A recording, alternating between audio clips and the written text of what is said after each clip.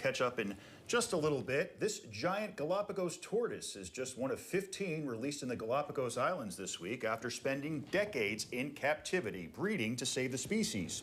Diego is 100 years old and can live up to 200 years. This middle-ager fathered more than 800 offspring in his time in captivity. The program started in the 1960s and was deemed a success, resulting in the birth of more than 2,000 tortoises.